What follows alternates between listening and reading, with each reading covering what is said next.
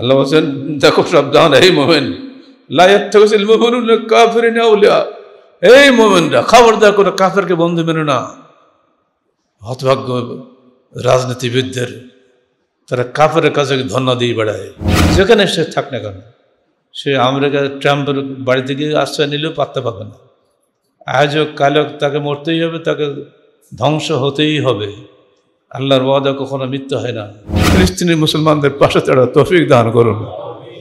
এই দুর্ধর্ষ নেতানিয়াহু বা ডোনাল্ড ট্রাম্পের বিরুদ্ধে আল্লাহ, তুমি আল্লাহর পক্ষ থেকে, নিজের পক্ষ থেকে গায়েবী মদত দাও, গজব নাজিল করে এদের উপরে, যেন এরা ধ্বংস হয়ে যায়।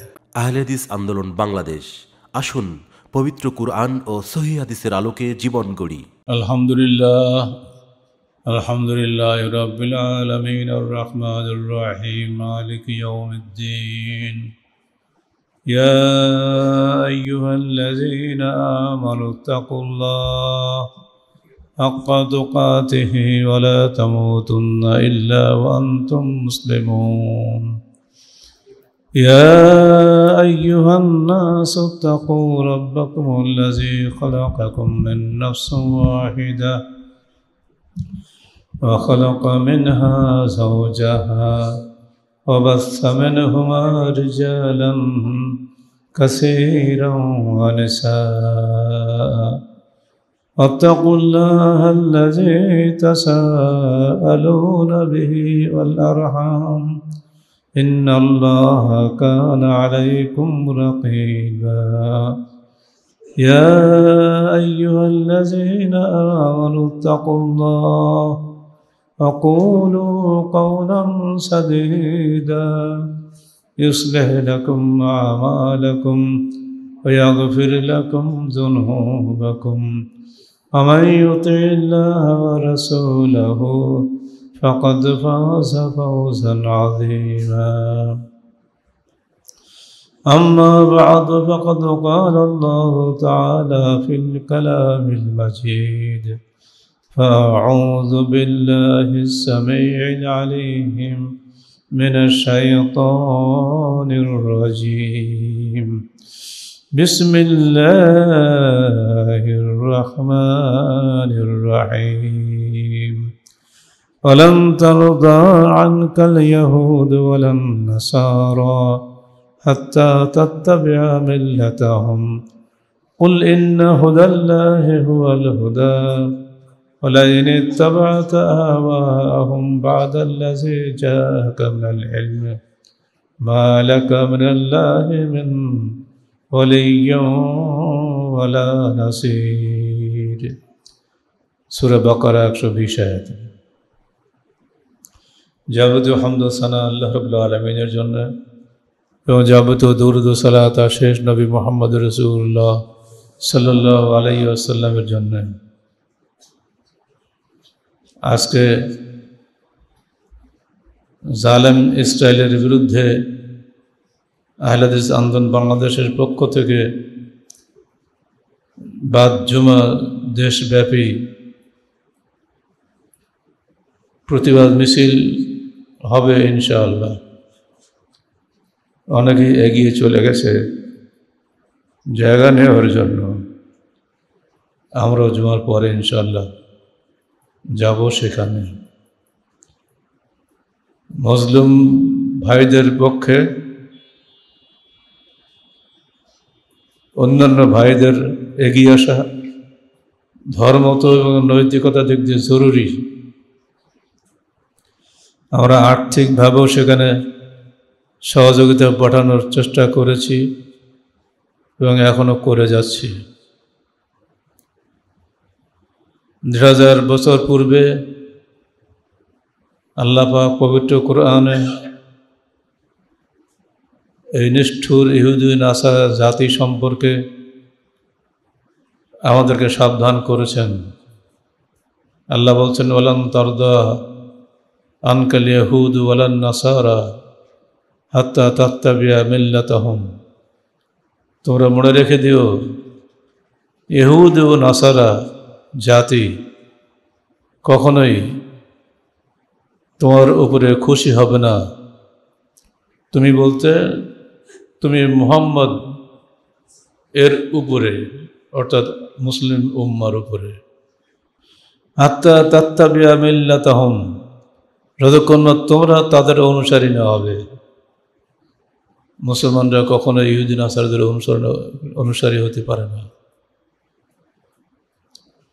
কারণ কুল ইন্না হুদাল্লাহি হুয়াল হুদা, আল্লাহ প্রেরিত হেদায়েত হল প্রকৃত হেদায়েত, আর সে হেদায়েতই হল ইসলাম।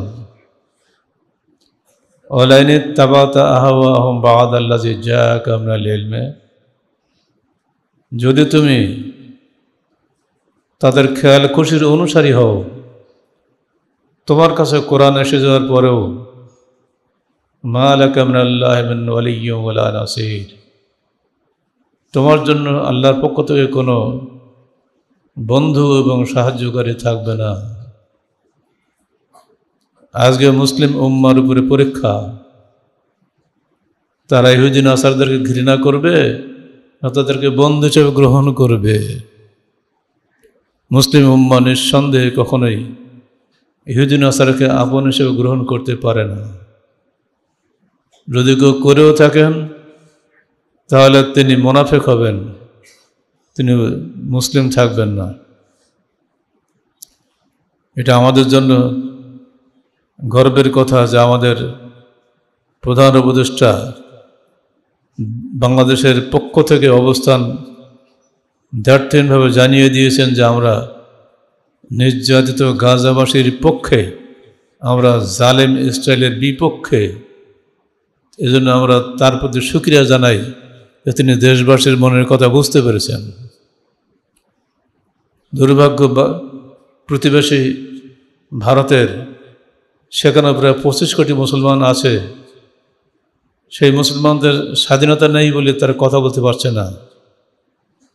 বরং তাদের যে ওয়াকফ বিল সেখানে উঠেছে, মুসলমানদের ধর্মীয় ওয়াকফ সম্পত্তি পর্যন্ত হিন্দুত্ববাদী মোদী সরকার দখল করে নেওয়ার পায়তারা করছে এবং প্রত্যেক ওয়াকফ স্টেটে 2 জন করে হিন্দু সদস্য নেওয়ার জন্য আইন পাশ করেছে।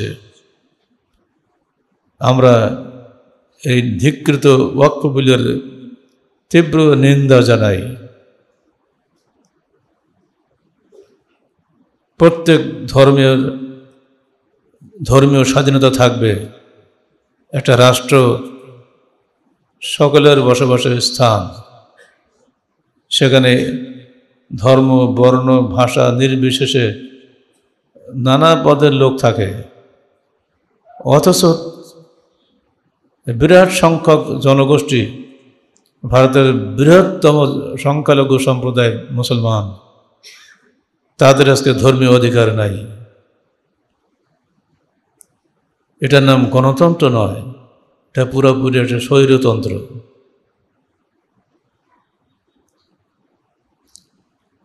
আল্লাহ বলছেন ইন্না দীনা ইনদাল্লাহিল ইসলাম, মনে রাখো আল্লাহর নিকটে দিন হলো ইসলাম।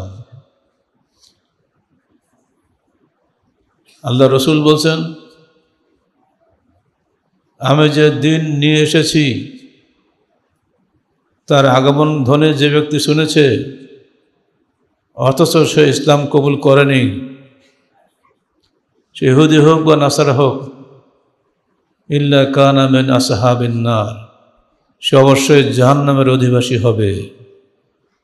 ইসলাম এসেছে এই খবর পেয়েছে নেতানিয়াহু, এই খবর পেয়েছে ডোনাল্ড ট্রাম্প, কারণ সে তাদের কাছে ভোট নিয়েছে গাজার উপরে হামলা করবে না বলে, অথচ সে বেঈমানি করে সেটাই করতেছে এখন। ধিক এই ট্রাম্প, ধিক নেতানিয়াহু। আল্লাহ তাদেরকে হেদায়েত দান করুন। এই জালেমদেরকে আল্লাহ বরবাদ করে দিন। এদের উদ্ধত ফনা নামিয়ে দিন। আল্লাহর ক্ষমতা সব কিছুই আছে। আমরা করে প্রার্থনা করার মালিক আল্লাহ, তুমি মুসলমানদের জন্য তোমার পক্ষ থেকে সাহায্যকারী পাঠিয়ে দাও, তোমার পক্ষ থেকে শক্তিশালী বন্ধু পাঠিয়ে দাও। আজকের খবর তাদের আর বাঁচার উপায় নেই, একদিনেরও খোরাক নাই। আমরা বিভিন্ন সূত্রে সেখানে খাবার পাঠাচ্ছি, আপনারা টাকা দিচ্ছেন, বিভিন্ন জেলা থেকে আজও টাকা এসেছে, আরও হয়তো আসবে। চেষ্টা করব আমরা সাধ্যমতো সেখানে সাহায্য পাঠানোর জন্য। আল্লাহ পাক তুমি আমাদেরকে তৌফিক দাও।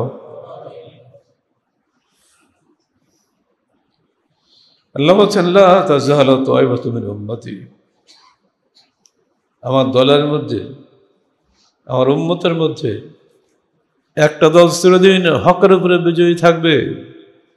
লা ইয়াযুররুহুম মান খাযালাহুম, তাদেরকে পরিত্যাগকারীরা কোনো ক্ষতি করতে পারবে না।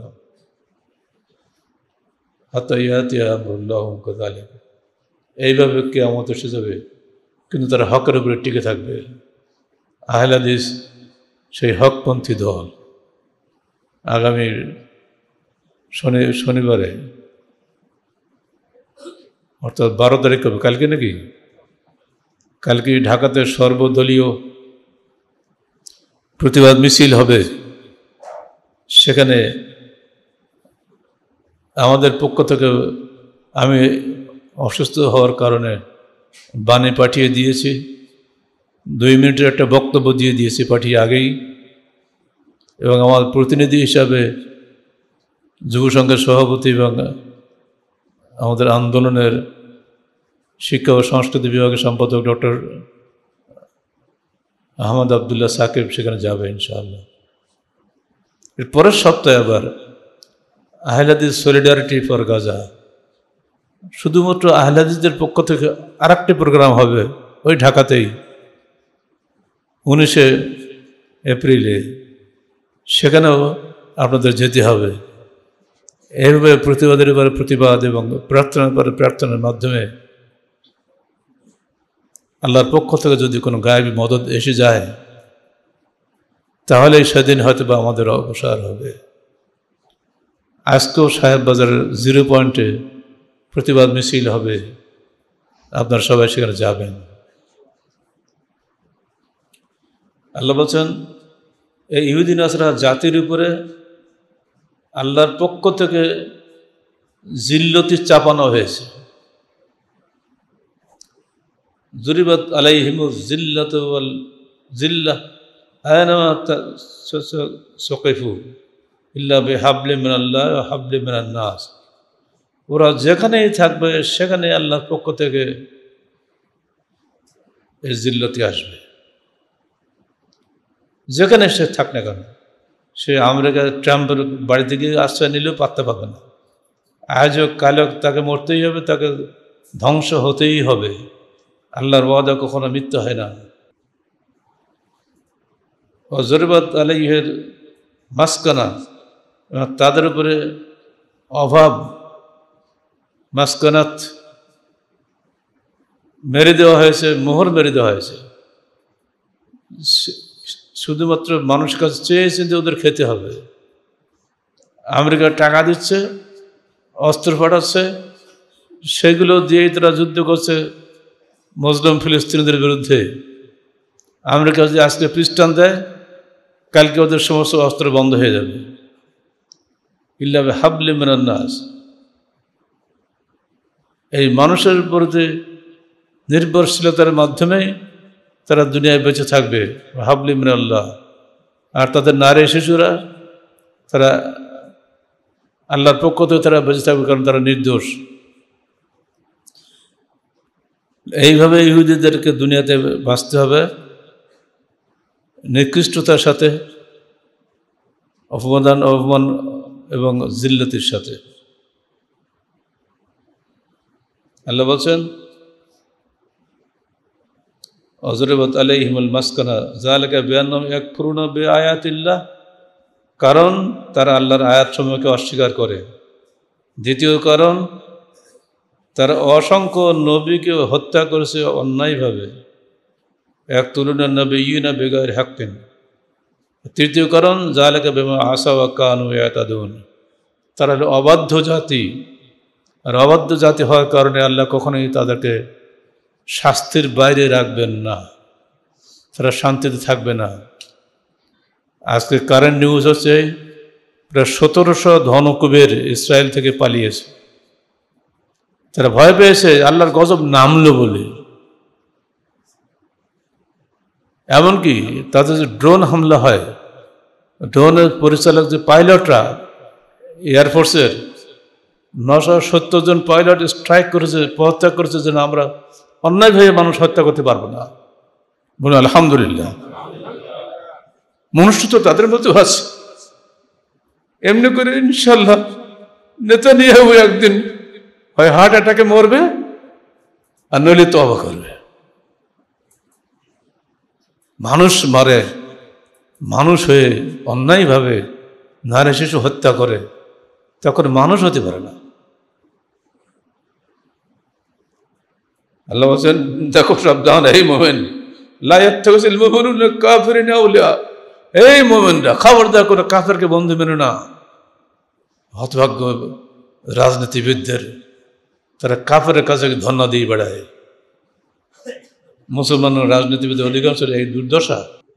তারা আমেরিকার খুদকুড়ো খায়, কেউ রাশিয়ার খুদকুড়ো খায়। নিজের ইমানের জজবা নিয়ে তারা চলতে পারে না। সাবধান যারা রাজনীতি করছো। লা ইয়াত্তাখিযুল মুমিনুনা কাফিরিনা আউলিয়া মিন দুনিল মুমিনিন। মুমিন ছাড়া অন্য কাউকে যেন বন্ধু হিসাবে গ্রহণ করো না।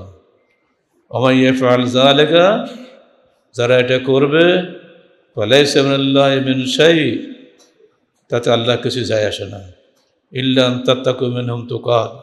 হ্যাঁ, দুনিয়াবী স্বার্থে, নিজের আত্মরক্ষার স্বার্থে তুমি ক্ষণিকের জন্য কাউকে বন্ধু হিসেবে গ্রহণ করতে পারো, চিরস্থায়ী নয়। ওই ইউহাযযিরুকুমুল্লাহু নাফসা, আল্লাহ তোমাদেরকে তার গজব সম্পর্কে সতর্ক করে দিচ্ছেন। ইলাল্লাহিল মাসির, মনে রেখো তোমাদেরকে অবশ্যই একদিন আল্লাহর কাছে ফিরে আসতে হবে। চলুন পিছনে কথা স্মরণ করিয়ে দিই। তুর্কি খলিফা দ্বিতীয় আব্দুল হামিদের নিকটে এক সময় ইহুদি নেতারা 20 মিলিয়ন লিরা নিয়ে হাজির হয়েছিল 1896 সালে 21 ফেব্রুয়ারি। একটাই দাবি ছিল, ফিলিস্তিনটা আমাদের দেন, আমরা আরও টাকা দেব। সুলতান আব্দুল হামিদ বৃদ্ধ সম্রাট, তিনি বলেছিলেন, ইন্নী লা আস্তাতিউ আন আতানাযালা আন শিবরিন ওয়াহিদিন মিনাল আরাজিল মুকদ্দাসা, ইন্নী লা ওয়াফিকু আলা তাশরীহি নাফসি ওয়া আনা আলা ফায়দিল হায়াত। আমি কশ্চিনকালেও এই পবিত্র ভূমির 1 বিঘত মাটিও তোমাদেরকে দিতে রাজি নই। আমি কশ্চিনকালেও আমার নিজের দেহের একটা অংশ খণ্ডিত করে তোমাদেরকে দিতে রাজি নই। ওয়া আনা আলা কায়দিল হায়াত, ততক্ষণ আমি বেঁচে আছি। সেই ফিলিস্তিন, এই ইহুদিরা 1896 সাল থেকে 1924 সালের 3রা মার্চের আগ পর্যন্ত, 1896 থেকে 1924 কত সাল হয়? 28 বছর না? 28 বছর চক্রান্ত করেছে। কিভাবে? শক্তি দিতে মুসলমানদের সঙ্গে পারা যাবে না, তো মতবাদ দিয়ে তরুণ মুসলমানদের আকীদা নষ্ট করেছে। সেখানেও এই 3 মারণাস্ত্র ছিল,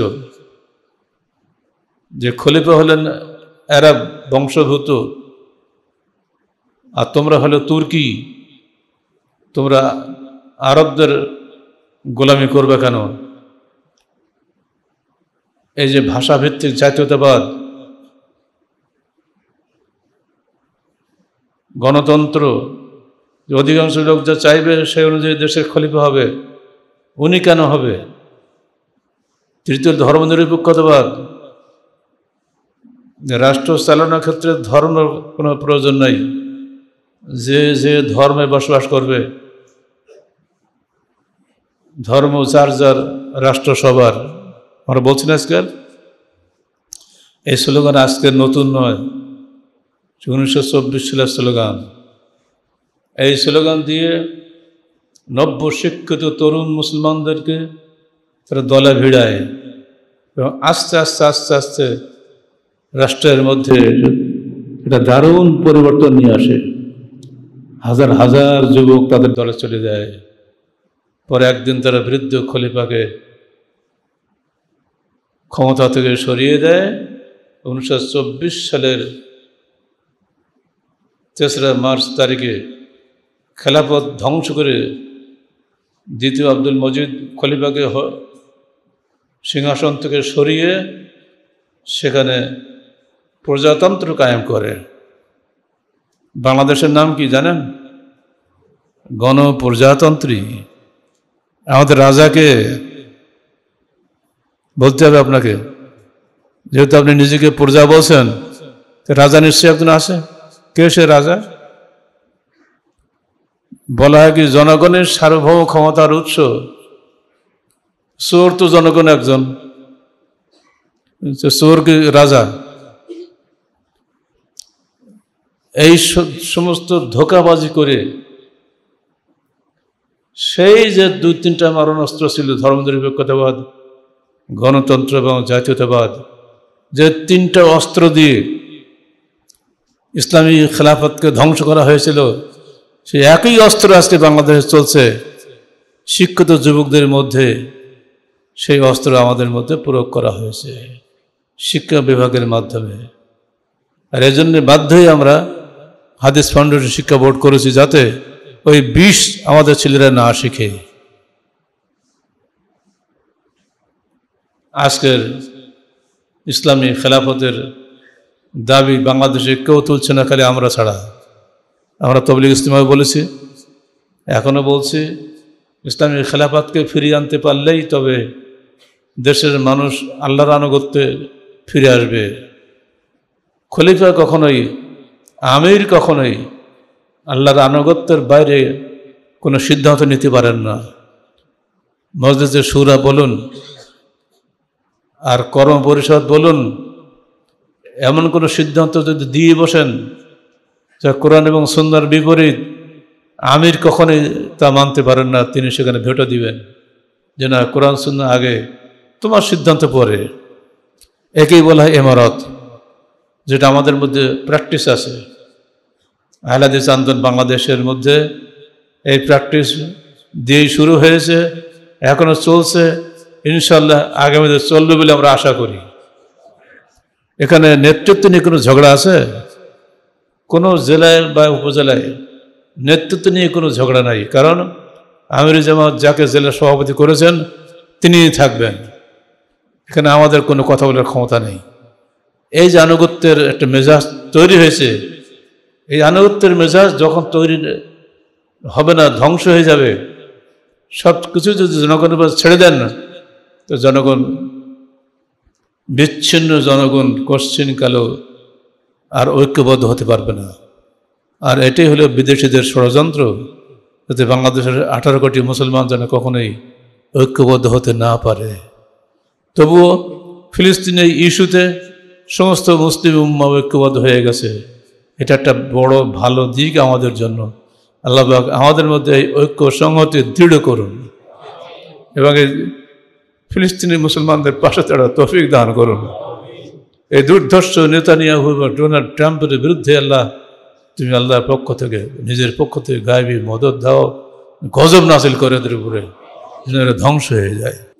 আল্লাহ পাক আমাদেরকে দিনে হকের উপর দৃঢ় রাখুন এবং যে কোনো মূল্যে পবিত্র কোরআন ও সহিহ হাদিসের আলোকের জীবন গড়া তৌফিক দান করুন।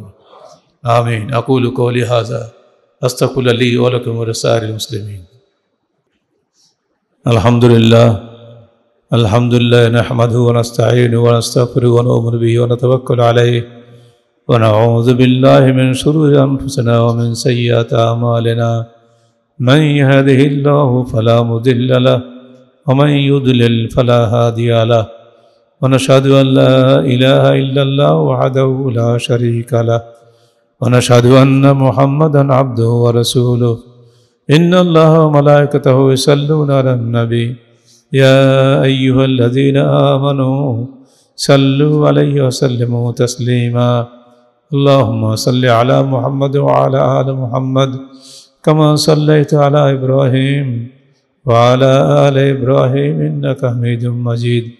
अल्लाहुम्मा बारिक अला मुहम्मद व अला आलि मुहम्मद कमा बारकता अला इब्राहीम व अला आलि इब्राहीम इन्नका हमीदुम मजीद। अल्लाहुम्मा अंसुर मन नसर दीन मुहम्मद सल्लल्लाहु अलैहि वसल्लम वजअलना मिनहुम वख़ज़ुल मन ख़ज़ल दीन मुहम्मद सल्लल्लाहु अलैहि वसल्लम वला तजअलना मिनहुम। इबादल्लाह रहमकुमुल्लाह, इन्नल्लाह यअमुरुकुम बिल अदलि वल इहसान व ईताइ ज़िल कुर्बा व यनहा अनिल फ़हशाइ वल मुनकर वल बग़य यअज़िकुम लअल्लकुम तज़क्करून। वज़्कुरुल्लाह यज़्कुरुकुम वदऊहु यस्तजिब लकुम व लज़िक्रुल्लाहि तआला व अला व अज़्ज़ व जल्ल व अतम व अहम व अकबर।